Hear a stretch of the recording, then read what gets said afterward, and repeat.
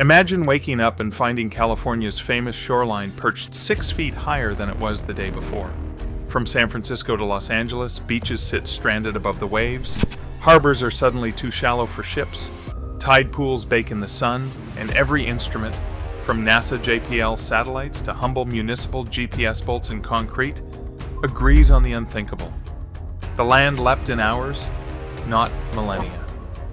No earthquake, no volcanic roar, no warning. Just a silent, simultaneous rise that defies a century of measurements and everything textbooks insist is possible.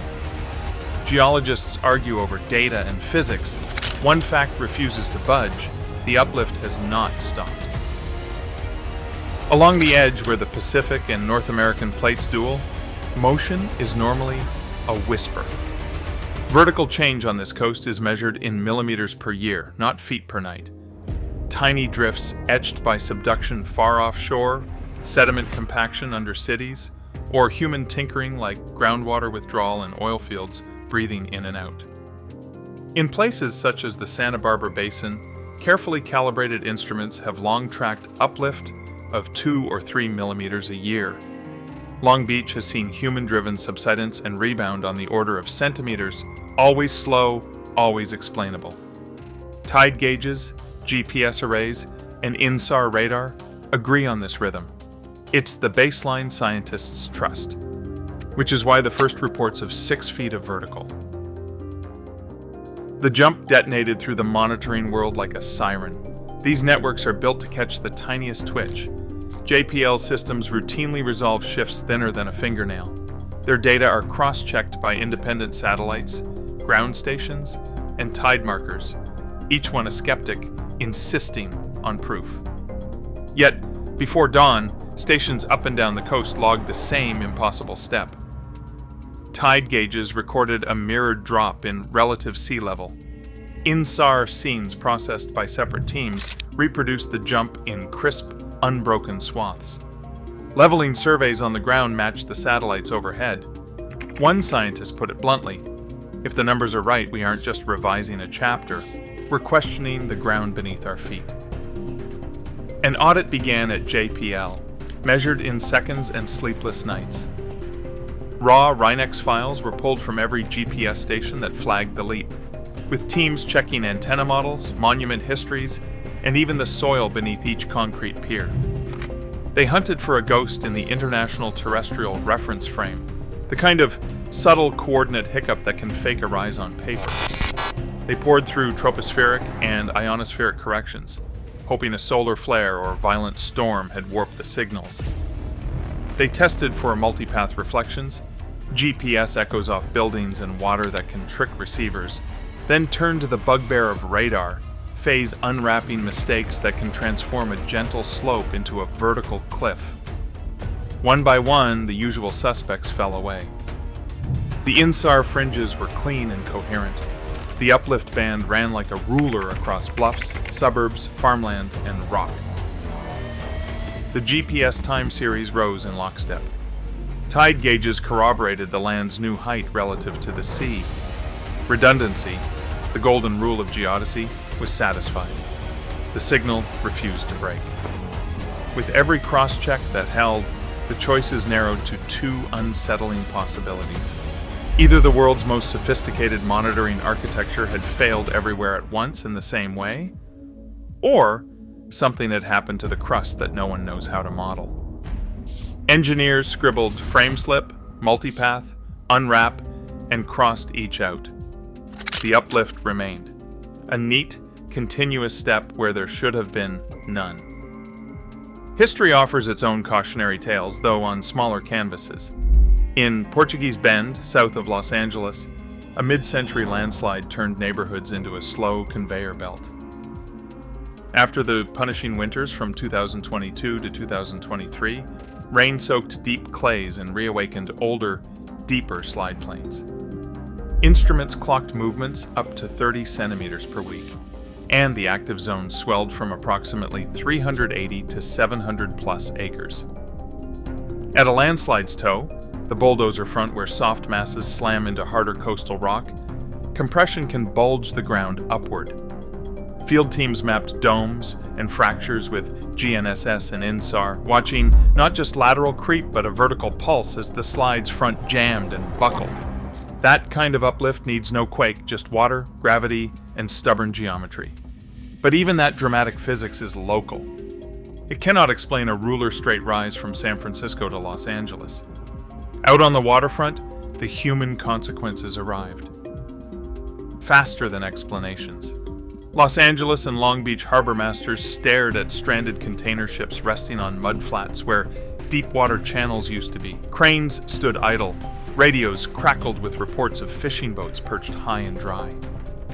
By midday, America's busiest ports were effectively severed from the Pacific. More than $1.4 billion in daily trade began to hemorrhage. Perishable cargo stalled, supply chains buckled. Up the coast, Monterey, Port Hueneme, Oakland, the story rhymed, docks marooned, schedules shredded. On the beaches, the ecological cost was harsher. Tide pools that once harbored starfish, anemones, and crabs were lifted beyond the ocean's reach. Rescue teams raced with buckets and wet towels, but for every animal saved, dozens more succumbed in the heat. Then the data war went public. A Silicon Valley firm, GeoStride, released independent satellite analytics confirming the 6-foot step with sharper spatial detail than some government products. The USGS countered within hours, warning that satellite-only solutions can be fooled by the atmosphere and by processing choices. GeoStride accused federal networks of clinging to aging ground hardware. Leaked emails showed scientists on both sides scrambling to defend reputations while FOIA requests piled up in inboxes. Rumors bloomed, classified tests, secret drilling, stray detonations. The Department of Defense denied and the speculation kept breeding. Insurers, already staring at a maritime catastrophe, watched claims spike by billions and discovered force majeure clauses they hoped they would never use. Was this an earthquake without seismic waves? A landslide without a slope? Or a failure of the instruments designed to keep reality honest? By nightfall, a grim summary took shape. GPS and INSAR confirmed up to 6 feet of vertical land change along 400-plus miles of coast.